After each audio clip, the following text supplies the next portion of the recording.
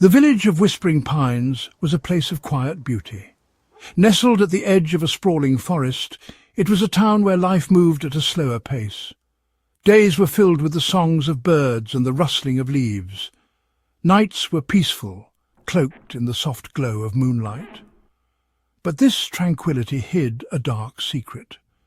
At the edge of the village, shrouded in shadow and fear, stood Blackwood Manor.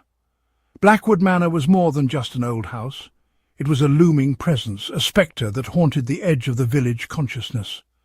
The manor was a relic of a bygone era, its once grand facade now crumbling under the weight of years and neglect. Its windows, like vacant eyes, stared out blindly at the village, daring anyone to approach. The villagers of Whispering Pines knew the stories.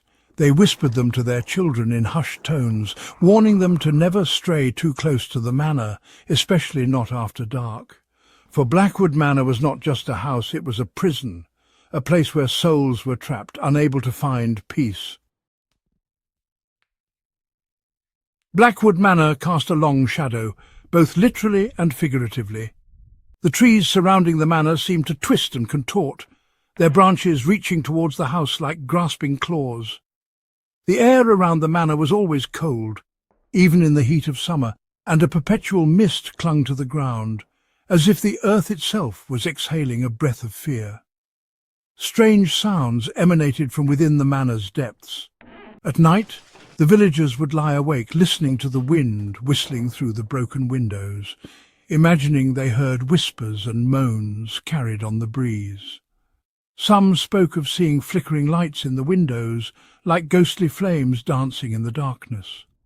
Others swore they saw shadows moving within the manor, shadows that seemed to have a life of their own. But these were more than just stories to frighten children. The villagers knew deep down that Blackwood Manor was not a place to be trifled with. They had heard the tales of those who had dared to venture inside. Some had returned, forever changed, their eyes haunted by unspeakable horrors. Others had never returned at all. For generations, a solitary figure had been linked to the manor's sinister reputation. It was never seen during the day, but when night fell and shadows stretched, it emerged. A creature of darkness, sleek and silent, its eyes glowed with an unnatural light. It was a cat, but not like any other. This was no ordinary feline. This cat was as much a part of Blackwood Manor as the stones and mortar that formed its walls. It was a creature of the night, its midnight black fur blending seamlessly with the shadows, its movements fluid and graceful. The villagers whispered tales of the cat, claiming it was a familiar, bound to the manor and its secrets. Some believed the cat was a guardian, protecting the village from whatever evil lurked within the manor's walls. Others believed it was a lure, enticing unsuspecting souls to their doom. But one thing was certain. The cat was ancient, its existence seemingly untouched by the passage of time. It was a silent witness to the manor's dark history, its eyes reflecting the countless tragedies that had unfolded within those walls.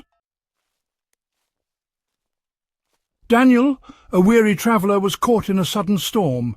Rain lashed down, driven by a furious wind. Lightning split the sky, illuminating the path ahead. He needed shelter, and fast. Through the downpour he saw it, a silhouette against the raging storm, Blackwood Manor. He knew the stories. Who didn't? Every village, every town had its haunted house, its place of darkness. But shelter was shelter, and the storm showed no mercy.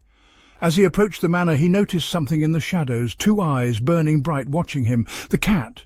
It sat calmly, unperturbed by the raging elements, its gaze fixed on Daniel.